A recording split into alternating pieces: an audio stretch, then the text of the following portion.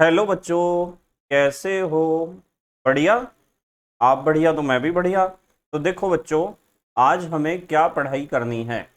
आज है हमारे पास क्लास 11th का यूनिट नंबर 7 का वीडियो नंबर 46। तो आज हमारे पास 7वीं यूनिट का 46वां वीडियो है और इसमें हम डिस्कस कर रहे हैं साम्य अवस्था वाले यूनिट के एनसीईआरटी के अभ्यास प्रश्न। और आज हम स्टार्ट करेंगे प्रश्न संख्या 27 से। तो 27वें क्वेश्चन से आज हमें स्टार्ट करना है। बिल्कुल ध्यान से समझेंगे सब बच्चे। देखते हैं 27वां क्वेश्चन क्या है हमारी एनसीईआरटी की एक्सरसाइज में। 27वां क्वेश्चन है, निम्नलिखित अभिक्रिया के लिए 24 केल्विन पर साम्य स्थिरांक 1.6 गुणा 10 की घात 5 है। तो इन्होंने साम्य स्थिरांक दिया है। ठीक है, अभिक्रिया देखो क्या है। H2 gaseous plus Br2 gaseous reversible 2HBr gaseous. तो इस रिएक्शन के लिए इन्होंने दिया है साम्य स्थिरांक। तो ये जो वैल्यू दे रखी है ना हमें, ये जो वैल्यू है ऊपर जिसे हम साम्य स्थिरांक कह रहे हैं, इस वैल्यू को हम लिखेंगे कि ये Kp है। क्या है? Kp।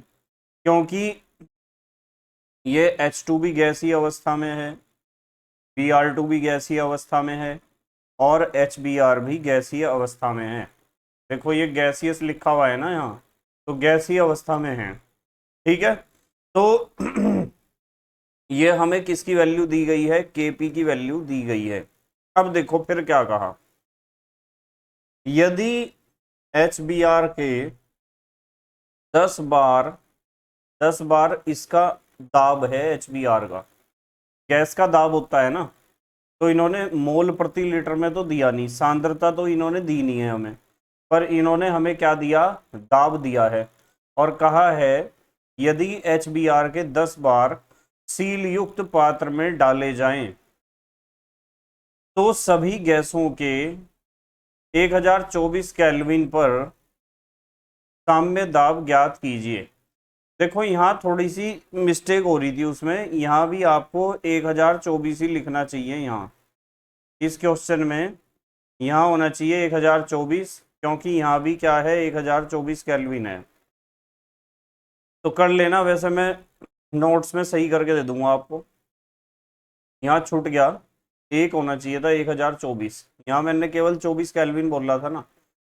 चलो देखते हैं क्वेश्चन क्या है, कैसे सॉल्व करना है। इन्होंने हमें कहा निम्नलिखित अभिक्रिया के लिए 1024 केल्विन पर साम्य स्थिरांक 1.6 गुणा 10 की घात 5 है। H2 gaseous plus Br2 gaseous reversible 2HBr gaseous. यदि HBr के 10 बार सील युक्त पात्र में डाले जाएं तो सभी गैसों के 1024 केल्विन पर साम्य दाब ज्ञात कीजिए। कर लेंगे ज्ञात हम। देखो कैसे ज्ञात करेंगे। रिएक्शन है H2 plus Br2 reversible 2HBr, और इसके लिए इन्होंने Kp का मान दे रखा है 1.6 गुणा 10 की घात 5। पर इन्होंने बर्तन में तो HBr डाला है ना, कोई बर्तन में, सील बंद बर्तन में H2 और Br2 थोड़ा ही डाले हैं, इन्होंने डाला है HBr। तो इस रिएक्शन को हम पलट के लिखेंगे, ऊपर वाले रिएक्शन को हमने पलट के लिख दिया। और जब ऊपर वाले रिएक्शन को हमने पलट के लिखा तो क्या हुआ? 2HBr reversible H2 plus Br2, ऐसे ही तो लिखा जाएगा पलट कर। तो यदि ऊपर वाली रिएक्शन के लिए साम्य स्थिरांक का मान इतना है 1.6 गुणा 10 की घात 5, तो ऊपर वाली रिएक्शन से उल्टी रिएक्शन के लिए, यानी प्रतीप अभिक्रिया के लिए या विपरीत अभिक्रिया के लिए, या फिर आप कह सकते हो व्युत्क्रम अभिक्रिया के लिए, तो इसके लिए Kc का मान कितना होगा? सॉरी Kc नहीं, यहाँ तो Kp निकाल रहे हैं ना हम। तो मैंने आपको सिखा रखा है ये कि इसके लिए यदि रिएक्शन को आपने पलट दिया और उसके लिए आप साम्य स्थिरांक निकाल रहे हो, उसे हमने कह दिया Kp डैश। तो Kp डैश की वैल्यू कितनी होगी? इस Kp की क्या होगी? उल्टी, यानी 1/Kp के बराबर होगी। आप चाहो तो यहाँ लिख सकते हो कि जो Kp डैश होगा वो बराबर होगा 1/, Kp के, किसके बराबर होगा 1/Kp। तो इसलिए हमने क्या काम करा, रिएक्शन तो ये वाली होनी ना बर्तन में, तो हमने इसका साम्य स्थिरांक Kp डैश लिख दिया, और ऊपर जो वैल्यू दे रखी थी ऊपर वाले समीकरण के लिए जो Kp दे रखा था उसे 1/, में ले गए हम 1/1.6 गुणा 10⁵ प्रारंभ में दाब देखो, HBr के कितने बार दाब लिया था, 10 बार लिया था। HBr का दाब लिया था 10 बार। H2 का कितना होगा दाब, जब H2 बनी ही नहीं होगी प्रारंभ में तो 0 होगा, और Br2 का भी दाब कितना होगा 0। अब हमने क्या करा, साम्य अवस्था पे दाब देखना है हमें। मान लो हमारा HBr में से कितना दाब घट जाता है x। हमने मान लिया कि HBr का शुरू में दाब तो 10 बार था, और साम्य अवस्था पर क्या होता है, 10 बार में से कितना घट जाता है x। तो साम्य अवस्था पर HBr का दाब कितना होगा 10 - x। और जब इसका x घटता है तो इसका कितना दाब पैदा हो गया, कितना होगा बताओ, x/2 होगा ना। देखो जब इसके 2 मोल, यहाँ कितने मोल दिखाई दे रहे हैं आपको 2, जब इसके 2 मोल टूटेंगे तो एक तो इसका बनेगा और एक इसका। यदि इसके 4 मोल टूटते तो 2 इसके बनते, 2 इसके बनते। यदि इसके 10 मोल टूटते तो 5 इसके बनते, 5 इसके बनते। इसका कितना दाब कम हुआ है, कितना दाब टूटा है, x बार। तो इसका x टूटा है ना दाब, x दाब कम हुआ है ना, तो इसलिए हम यहाँ क्या लिखेंगे, इसका दाब पैदा होगा x/2। कितना दाब पैदा होगा x/2, और इसका भी दाब कितना पैदा होगा x/2। ये बातें हम अभिक्रिया की समीकरण देखकर लिखते हैं। क्या देखकर लिखते हैं, अभिक्रिया की समीकरण। समीकरण को देखा, 2 मोल के टूटने से एक इसका बन रहा है एक इसका, तो HBr के जितने भी मोल टूटेंगे उसका आधा तो इसका बनेगा मोल और उसी का आधा इसका। तो यहाँ हम मोलों की संख्या की तो बात कर नहीं रहे, हम बात किसकी कर रहे, दाब की। तो HBr का कितना दाब टूटा है, कितना दाब कम हुआ है, ऐसा भी कह सकते हो आप x। तो इसका कितना दाब पैदा होगा, x का आधा और इसका भी x का आधा। अब यदि आप इस अभिक्रिया के लिए Kp डैश का मान निकालते हो, यानी साम्य स्थिरांक निकालते हो दाब के आधार पर, तो आपको पता है क्या लगेगा फार्मूला, इसका दाब गुणा इसका दाब बटे इसका दाब, यानी pressure of H2 into pressure of Br2 upon pressure of HBr की घात 2। देखो 2 मोल है ना इसके, तो यहाँ घात कितनी लगेगी, 2 लगेगी। अब आपको वैल्यू पुट करनी, Kp डैश, देखो Kp डैश तो हमने निकाल रखा है, 1/1.6 गुणा 10⁵5।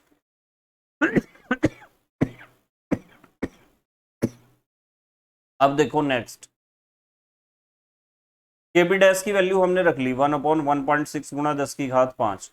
वैसे 1/1.6 एक को 1.6 से भाग करोगे तो आ जाएगा 0.625, और 10 की घात नीचे प्लस की 5 थी तो ऊपर जाके क्या हो जाएगी, माइनस की 5 हो जाएगी। प्रेशर ऑफ H2 का प्रेशर कितना है x/2, ये लिख दिया हमने x/2। प्रेशर ऑफ Br2 साम्य अवस्था पर Br2 का दाब कितना है x/2, ये लिख दिया हमने x/2। प्रेशर ऑफ HBr की घात 2, HBr का साम्य अवस्था पर प्रेशर है 10 - x, तो हमने लिख लिया 10 - x, और इसकी घात कितनी कर दी, 2 कर दी। अब मुझे एक बात बताओ, ये जो Kp डैश है वो बहुत छोटा है, देखो 10 की घात -5 है ना इसमें, तो Kp डैश छोटा है, इसलिए 10 - x को आप लगभग बराबर 10 मान लो, x छोड़ दो इसमें से। ये जो नीचे लिखा हुआ है ना 10 - x का स्क्वायर हो रहा, इसमें से इस x को आप छोड़ दो, ठीक है, क्योंकि साम्य स्थिरांक क्या है इस रिएक्शन के लिए बहुत छोटा है। छोड़ोगे तो क्या हो जाएगा, देखो यहाँ से आपको x हटाना, क्या हो जाएगा 0.625, ऊपर था ना 0.625, यहाँ लिख लिया, गुणा 10 की घात -5 था वो भी लिख लिया, इक्वल्स टू का निशान लिख लिया, x की x में गुणा x² लिख लिया, 2 दूनी 4 नीचे लिख लिया, और 10 - x में से हमने x हटा दिया तो 10 का स्क्वायर लिख लिया। अब आपको बता 10 का स्क्वायर कितना होता है, 10 धाम 100, और 100 की 4 में गुणा, 100 चौक 400। तो एक्स स्क्वायर तो ऊपर जूं तू है, बटे में हमने लिख लिया क्या, बटे में हमने लिख लिया 400। क्लियर बात। अब आ जाओ थोड़ा ऊपर। देखो हमें पता चल गया 0.625 इंटू 10 की घात -5 बराबर एक्स स्क्वायर बटे 400 हो गया। तो यदि मैं आपको कहूं कि मुझे एक्स स्क्वायर की वैल्यू निकालनी, तो इस 400 की गुणा तो इनमें होगी ना, यहाँ यहीं तो होगी। यहाँ किसकी गुणा होगी, 400 की, वज्र गुणा, क्रॉस मल्टीप्लीकेशन। तो x square is equal to 400 गुणा 0.625 गुणा 10 की घात -5। अब जब आप 400 की इसमें मल्टीप्लाई करोगे ना 0.625 में, तो ये आ जाएगा, कितना आ जाएगा, 250.000 गुणा 10 की घात -5। अब ये स्क्वायर है और 10 की घात -5 का अंडर रूट निकालने में दिक्कत होगी, इसलिए इस दशमलव को मैंने इधर सरका दिया। दशमलव को यदि इधर सरकाओगे तो यहाँ क्या बचेगा, 25 गुणा 10 की घात -5 थी, और एक ये प्लस की घात जुड़ेगी, तो -5 में +1 होगा, तो -4 बचेगी। दशमलव इधर सरकाने पे घात 10 की घात -5 से कितनी हो जाएगी, 10 की घात -4। तो अब हो गया x square is equal to 25 गुणा 10 की घात -4। अब आपको कोई दिक्कत नहीं होगी। जब आप इधर का स्क्वायर हटाओगे तो इधर का क्या करना पड़ेगा आपको, अंडर रूट कर दो इसका, 25 गुणा 10 की घात -4 का। और जब इसका अंडर रूट करोगे तो 25 का अंडर रूट कितना आएगा, 5, और 10 की घात -4 का अंडर रूट कितना आएगा, 10 की घात -2।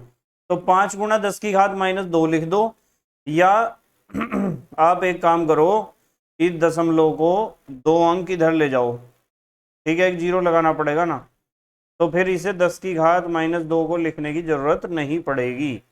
तो आप चाहो तो घात में लिख लो, और नहीं चाहते तो आप ऐसे ही लिख दो 0.05, ठीक है, 0.05 लिख दो या 0.050 लिख दो, एक ही बात है।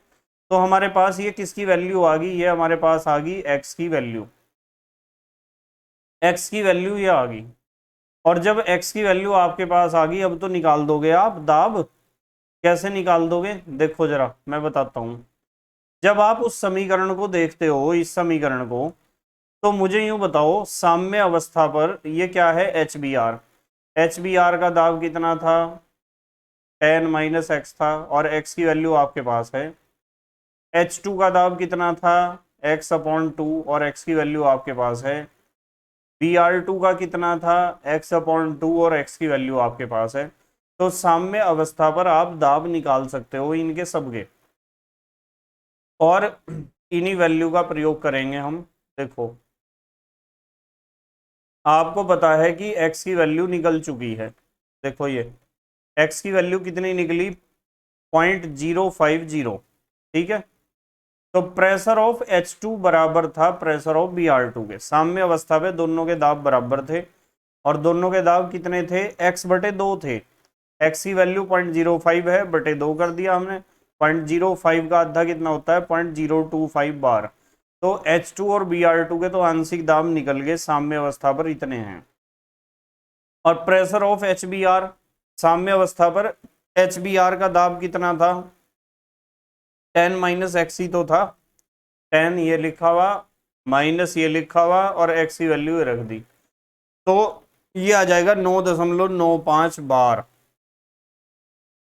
इसे आप लगभग 10 बार लिख सकते हो। कितना लिख सकते हो, 10 बार, ठीक है। राउंडिंग करोगे तो 10 बार आ जाएगा, तो लगभग 10 बार लिख सकते हो। इसका मतलब ये है कि HBr का आंशिक दाब में ज्यादा परिवर्तन नहीं हुआ, जब तो हमने x की वैल्यू छोड़ी थी 10 के मुकाबले। भाई हमने 10 - x को 10 ही तो लिखा था वहां, जब हम KP डैश का फार्मूला बना रहे थे साम्य स्थिरांक का, तो हमने 10 - x को 10 इसीलिए लिखा था क्योंकि x की वैल्यू बहुत छोटी है। देखो 9.95, तो इसे तो लगभग 10 मान सकते हो ना आप, ध्यान रखना इस चीज को। तो ये हमारे पास तीनों का मतलब H2 का भी आ गया आंशिक दाब, Br2 का भी आ गया, और HBr का भी आ गया। ये तो आया हमारे पास H2 और Br2 का। और ये आया हमारे पास HBr का। ठीक है, साम्य अवस्था पर सबके आंशिक दाब आ गए, यही तो पूछे थे उन्होंने। चलो अगला क्वेश्चन देखते हैं क्या है। Question number 28। Question number 28। 28वें क्वेश्चन में कहा है निम्नलिखित ऊष्माशोषी अभिक्रिया के अनुसार ऑक्सीकरण द्वारा डाई हाइड्रोजन गैस प्राकृतिक गैस से प्राप्त की जाती है। बस आप इस समीकरण पे ध्यान दो, इस पे CH4 gaseous plus H2O gaseous reversible CO gaseous plus 3H2 gaseous. सिर्फ इस पे ध्यान देना आपको, इस समीकरण पे। ऊपर की चीज समझो या ना समझो, समीकरण देख लो बस। आप देख लिया। अब देखो, इन्होंने कहा है कि उपरोक्त ए पार्ट है, बी पार्ट है, दो पार्ट में क्वेश्चन पूछे गए हैं। पार्ट ए में कहा उपरोक्त अभिक्रिया के लिए केपी का व्यंजक लिख दिए, सॉरी केपी का व्यंजक लिखिए, लिख लेंगे ना, लिख देंगे हम। बी में कहा है केपी एवं अभिक्रिया मिश्रण का साम्य पर संगठन किस प्रकार प्रभावित होगा।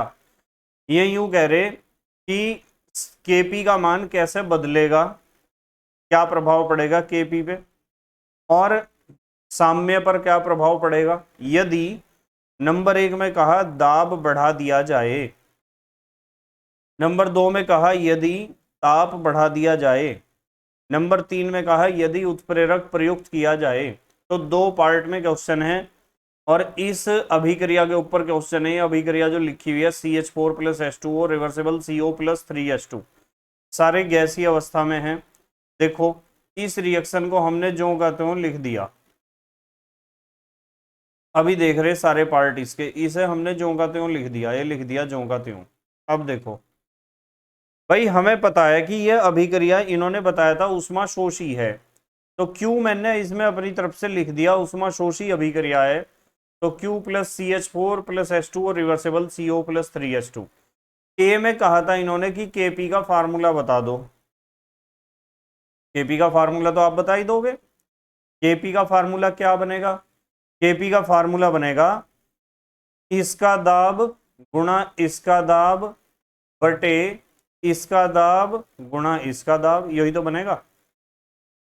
तो प्रेशर ऑफ CO गुणा प्रेशर ऑफ H2, और H2 के 3 मोल हैं तो घात कितनी लगेगी 3, अपॉन प्रेशर ऑफ CH4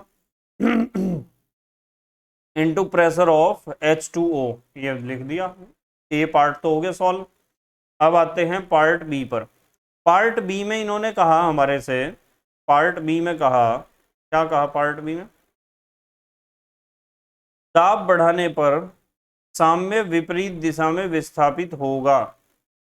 भाई पार्ट बी में इन्होंने कहा था कि दाब बढ़ाओगे तो साम्य पर क्या प्रभाव पड़ेगा और केपी पर क्या प्रभाव पड़ेगा।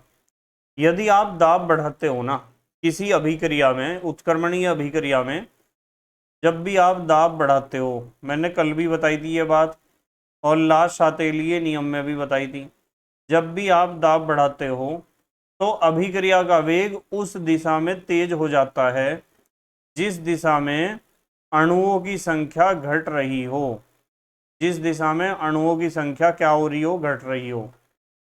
दाब बढ़ाने पर साम्य अवस्था उस दिशा में विस्थापित हो जाती है जिस दिशा में गैस के अणुओं की संख्या क्या हो रही हो, घट रही हो।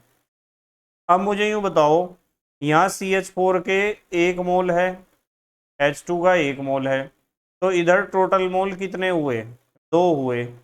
और यहाँ देखियो CO का 1 मोल है और हाइड्रोजन के 3 मोल हैं, तो टोटल मोल कितने हुए, 4 हुए। तो जब आप दाब बढ़ाओगे तो अभिक्रिया का वेग इस दिशा में ही तो बढ़ेगा, यानी 4 से 2 में दाब बढ़ाने पर हमेशा साम्य अवस्था उस दिशा में विस्थापित हो जाती है, या वेग हमेशा उस दिशा में बढ़ता है जिस दिशा में गैस के अणुओं की संख्या घट रही हो या मोलों की संख्या घट रही हो। इधर कितने मोल हैं, 3 और 1 4, इधर कितने हैं, 1 और 1 2, तो 4 से 2 की तरफ ही तो चलेगी रिएक्शन यदि दाब बढ़ाओगे, और इधर को रिएक्शन चलेगी तो इसका मतलब साम्य अवस्था विपरीत दिशा में विस्थापित हो जाएगी और केपी पर कोई प्रभाव नहीं पड़ेगा, क्योंकि दाब परिवर्तन का साम्य स्थिरांक पर कोई प्रभाव नहीं पड़ता है, केपी हो या केसी हो। तो उत्तर नंबर बी के एक फर्स्ट में हमने लिखा दाब बढ़ाने पर साम्य विपरीत दिशा में विस्थापित होगा। क्यों होगा पता ना आपको? साम्य विपरीत दिशा में इसलिए विस्थापित हुआ क्योंकि विपरीत दिशा में गैस के मोलों की संख्या क्या हो रही है? घट रही है। जबकि केपी अपरिवर्तित रहेगा। केपी के ऊपर तो दाब का कोई प्रभाव पड़ता ही नहीं है, तो केपी तो अपरिवर्तित रहेगा ही। उसके बाद सेकंड देख लो, सेकंड में क्या कहा। सेकंड में इन्होंने पूछा था कि ताप बढ़ाओगे तो क्या प्रभाव पड़ेगा। भाई इसे देखो जरा, क्यू को। आपको पता है ताप बढ़ाने पर साम्य अवस्था उस दिशा में विस्थापित होती है जिस दिशा में ऊष्मा अवशोषित हो रही हो, या अभिक्रिया का वेग उस दिशा में तेज हो जाता है जिस दिशा में ऊष्मा अवशोषित हो रही हो।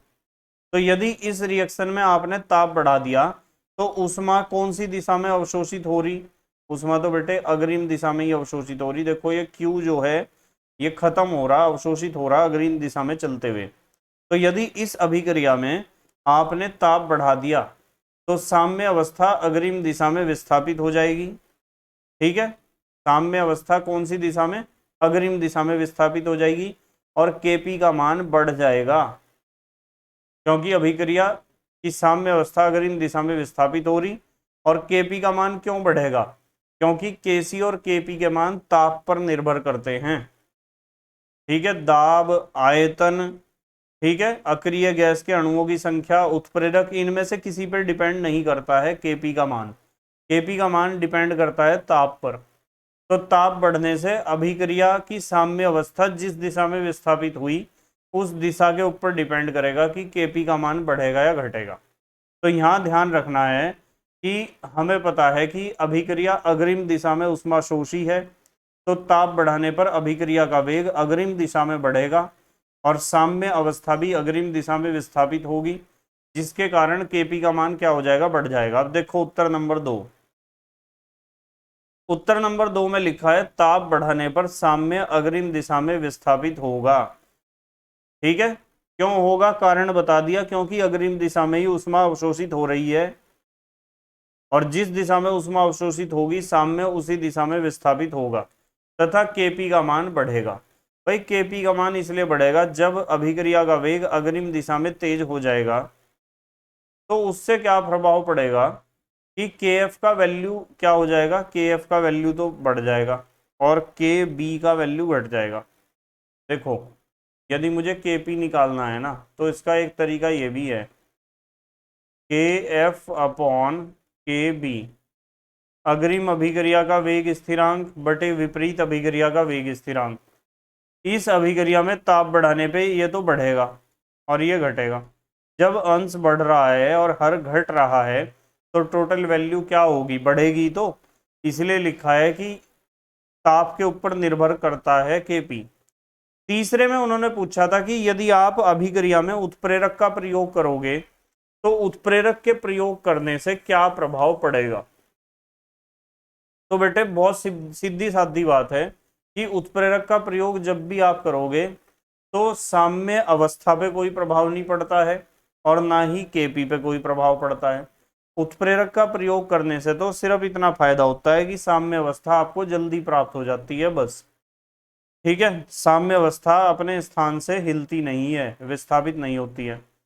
ये तो हर एक अभिक्रिया में एक जैसा ही उत्तर आता है उत्प्रेरक का, इसमें ज्यादा सोचने की जरूरत नहीं पड़ती है। तो उत्प्रेरक के प्रयोग से साम्य व केपी दोनों पर कोई प्रभाव नहीं पड़ेगा। ठीक है, चलो अगला क्वेश्चन देखते हैं, 29वां क्वेश्चन। क्वेश्चन नंबर 29 में कहा है साम्य 2H2 plus CO reversible CH3OH सारे गैसीय अवस्था में पर प्रभाव बतलाइए या प्रभाव बताइए किस चीज का? H2 मिलाने का।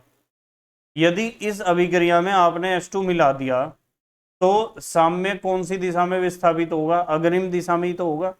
यदि अभिकारकों में से किसी की भी सांद्रता आप बढ़ाओगे तो साम्य अवस्था अग्रिम दिशा में विस्थापित हो जाती है ला शातेलिय नियम के अनुसार। फिर बी में देखो, उत्तर ए में हमने लिख दिया साम्य अग्र दिशा में विस्थापित होगा। बी में देखो क्या कहा इन्होंने, CH3OH मिलाने पर, भाई यदि आपने CH3OH और डाल दिया तो बताओ CH3OH जितना डालोगे वो खत्म कैसे होगा, जब अभिक्रिया का वेग विपरीत दिशा में तेज हो जाएगा, और विपरीत दिशा में जब अभिक्रिया का वेग तेज हो जाएगा तो साम्य अवस्था भी विपरीत दिशा में ही विस्थापित हो जाएगी। तो उत्तर नंबर बी में हमने लिखा है साम्य विपरीत दिशा में विस्थापित होगा, ठीक है ना। और सी में इन्होंने पूछा है CO हटाने पर, भाई यदि आपने CO सारा हटा दिया तो अभिक्रिया अग्रिम दिशा में तो चल ही नहीं सकती है, फिर तो अभिक्रिया विपरीत दिशा में चलेगी जिससे CO बने, और यदि अभिक्रिया का वेग विपरीत दिशा में तेज होगा तो साम्य अवस्था भी आपकी विपरीत दिशा में विस्थापित हो जाएगी। तो इसका उत्तर सी का उत्तर भी है, साम्य विपरीत दिशा में विस्थापित होगा। और डी में इन्होंने पूछा है CH3OH हटाने पर, यदि आप ये प्रोडक्ट या उत्पाद CH3OH को हटा दोगे तो अभिक्रिया विपरीत दिशा में तो चलेगी ही नहीं, अभिक्रिया कौन सी दिशा में चलेगी, अग्रिम दिशा में तेजी से चलेगी जिससे CH3OH बने, और यदि अभिक्रिया अग्रिम दिशा में तेजी से चलेगी तो साम्य अवस्था भी अग्रिम दिशा में ही विस्थापित हो जाएगी। तो यहाँ उत्तर नंबर डी में हमने लिखा है साम्य अग्र दिशा में विस्थापित होगा। बताओ समझ में आ रही क्या बात। ये सब क्वेश्चन ला सातेलीय नियम के ऊपर आधारित हैं। यदि आपको ला सातेलीय नियम अच्छे तरीके से समझ में आया हुआ है तो कोई भी क्वेश्चन उसके ऊपर आएगा तो आप आसानी से उसका उत्तर दे दोगे, उसका आंसर दे दोगे, कोई भी प्रॉब्लम आपको नहीं होगी। और यदि आपका समझा हुआ नहीं है तो फिर दिक्कत होगी बेटे, पक्की बात है। देखो यहाँ देखो 30वां क्वेश्चन क्या है, प्रश्न संख्या 30। 473 केल्विन पर PCl5 के विघटन के लिए Kc का मान 8.3 गुणा 10 की घात -3 है। यदि विघटन इस प्रकार दर्शाया जाए, PCl5 reversible PCl3 plus Cl2, और इस अभिक्रिया के लिए एंथैल्पी परिवर्तन दे रखा delta RH, enthalpy change for this reaction, R का मतलब रिएक्शन, 124 किलोजूल प्रति मोल। ए, बी और सी तीन पार्ट में इसके ऊपर क्वेश्चन पूछे गए हैं। ए में पूछा है अभिक्रिया के लिए केसी का व्यंजक लिखिए, लिख ही दोगे आप, तो केसी का व्यंजक तो लिख दोगे। बी में पूछा है प्रतीप अभिक्रिया के लिए समान ताप पर केसी का मान क्या होगा, ये भी बता देंगे हम। भाई समान ताप पर प्रतीप अभिक्रिया यानी विपरीत अभिक्रिया, और विपरीत अभिक्रिया के लिए केसी का मान जो मुख्य अभिक्रिया होती है उसका एकदम उल्टा होता है, 1/KC, KC dash is equal to 1/KC हो जाता है ना। सी, यदि और अधिक PCl5 मिलाया जाए, PCl5 बर्तन में और डाल दो। नंबर 2, ताप बढ़ाया जाए, ताप बढ़ा दो तो क्या होगा। नंबर 3, ताप बढ़ाया जाए तो केसी पर क्या प्रभाव होगा। ठीक है, अब देखते हैं सारे क्वेश्चन, हम यहां से देखते हैं, जहां जरूरत पड़ेगी फिर दोबारा क्वेश्चन को चेक कर लेंगे एक बार, कोई दिक्कत नहीं है। ये तो हमारा रिएक्शन है, PCl5 reversible PCl3 plus Cl2 सारे गैसीय अवस्था में हैं। केसी का मान दे रखा है 8.3 गुणा 10 की घात -3। सबसे पहले ए पार्ट में इन्होंने पूछा था केसी का फार्मूला बना दो। भाई केसी का बनाना था फार्मूला, आपको पता है इसका सांद्रण गुणा इसका सांद्रण बटे इसका सांद्रण, तो concentration of PCl3 into concentration of Cl2 upon concentration of PCl5। B में पूछा था इस अभिक्रिया की उल्टी जो अभिक्रिया है, प्रतीप अभिक्रिया है, उसके लिए साम्य स्थिरांक Kc डैश का वैल्यू कितना होगा। तो आपको मैंने सिखा रखा है प्रतीप अभिक्रिया के लिए Kc डैश जो होता है वो 1/Kc के इक्वल होता है। तो 1/Kc, Kc का वैल्यू दे रखा हमें, देखो ऊपर Kc का वैल्यू दे रखा, तो Kc की जगह मैं क्या लिखूंगा 8.3 इंटू 10⁻³ तो 10⁻³ ऊपर जाके हो जाएगा 10⁻+3 यानी 1000। 1000 को आपको भाग करनी है 8.3 से, तो 1000 को जब 8.3 से भाग करोगे तो ये आ जाएगा 120.48। ठीक है, बी पार्ट भी सॉल्व हो गया। अब आ जाओ आप पार्ट नंबर सी पर।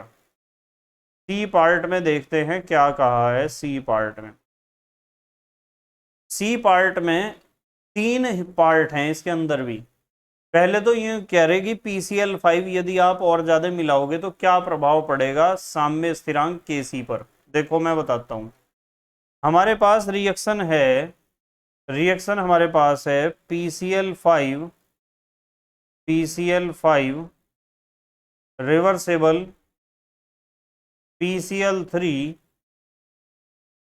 प्लस Cl2, यही तो है रिएक्शन। अब ये हमें यूं कह रहे कि आप PCl5 और डाल दो बर्तन में, इसे और ज्यादा डाल दो। यदि बर्तन में आप इसे और ज्यादा डालोगे तो साम्य अवस्था अग्रिम दिशा में विस्थापित हो जाएगी, ठीक है। पर सांद्रता पर भी Kc का मान निर्भर नहीं करता है, Kc पर कोई प्रभाव नहीं पड़ेगा, साम्य अवस्था अग्रिम दिशा में विस्थापित हो जाएगी, ये बात पक्की है। तो हमने यहाँ उत्तर में क्या लिखा है, देखो यहाँ उत्तर में लिखा है PCl5 और अधिक मिलाने पर Kc पर कोई प्रभाव नहीं पड़ेगा, क्योंकि स्थिर ताप पर Kc का मान स्थिर रहता है।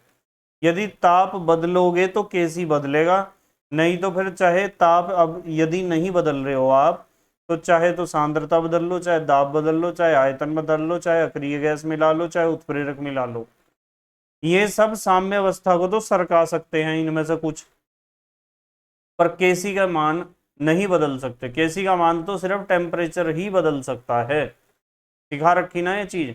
अब देखो, चलो इसमें देखो आप सेकंड में इन्होंने पूछा था कि यदि दाब बढ़ा दिया तो Kc पे क्या प्रभाव पड़ेगा। भाई यदि आप इस अभिक्रिया में दाब बढ़ाओगे ना, देखो इधर कितने मोल हैं, PCl5 का 1 मोल है सिर्फ, और इधर कितने मोल हैं, एक तो इसका है PCl3 का, एक Cl2 का, 2 मोल इधर हैं।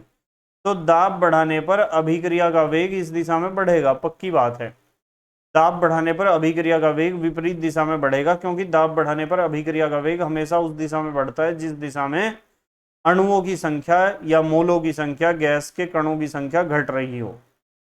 तो अभिक्रिया का वेग तो विपरीत दिशा में बढ़ जाएगा, साम्य अवस्था भी विपरीत दिशा में विस्थापित हो जाएगी, पर Kc का मान तो दाब पर भी निर्भर नहीं करता है। तो दाब का Kc पर कोई प्रभाव नहीं पड़ेगा।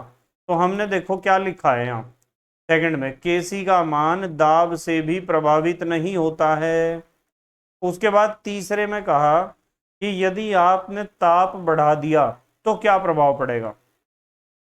तो मैं आपको एक बात बताऊं बहुत अच्छी, यदि आप इस अभिक्रिया को देखते हो तो इस अभिक्रिया की खासियत यह है कि ये ऊष्मा शोषी अभिक्रिया है, यानी PCl5 को आप ऊष्मा दे के गर्म करोगे तब टूटेगा वो 2 टुकड़ों में। तो अभिक्रिया ऊष्मा शोषी है और आप कह रहे कि ताप बढ़ाएंगे, तो ताप बढ़ाने का मतलब Q का मान ही तो बढ़ा रहे, आप ऊष्मा ही तो दे रहे, और ऊष्मा दोगे तो अभिक्रिया का वेग अग्रिम दिशा में तेज हो जाएगा, साम्य अवस्था भी अग्रिम दिशा में विस्थापित हो जाएगी। और ताप बढ़ाने पर क्या होगा, ताप बढ़ाने पे Kf का मान बढ़ेगा, यानी अग्रिम अभिक्रिया के वेग स्थिरांक का मान बढ़ेगा, और Kb यानी बैकवर्ड रिएक्शन के विपरीत अभिक्रिया के वेग स्थिरांक का मान घटेगा। और जब अंश बढ़ेगा, हर घटेगा, तो टोटल वैल्यू बढ़ेगी, जिसके कारण Kc का मान बढ़ जाएगा। Kc का मान जो बदलता है केवल ताप के प्रभाव से ही बदलता है। तो यहाँ हमने तीसरे में उत्तर में लिखा है ताप बढ़ाने पर Kf बढ़ने के कारण Kc का मान भी बढ़ जाता है, क्योंकि Kc is equal to Kf upon Kb। Clear बात। तो ये हमने कितने क्वेश्चन किए हैं आज हमने कर लिए हैं, कौन से क्वेश्चन तक सॉल्व किए हैं, क्वेश्चन नंबर 30 तक। देखते हैं, ये है क्वेश्चन नंबर 30 तक हमने सॉल्व कर लिए, और कल को मैं आपको कराऊंगा क्वेश्चन नंबर 31 से एनसीईआरटी के एक्सरसाइज, पाठ्यनिहित प्रश्न और अभ्यास प्रश्न और उदाहरण करना बहुत जरूरी है, ठीक है। बस मेहनत और ईमानदारी से पढ़ाई करते रहो। तो thank you very much for watching this video. Okay, bye.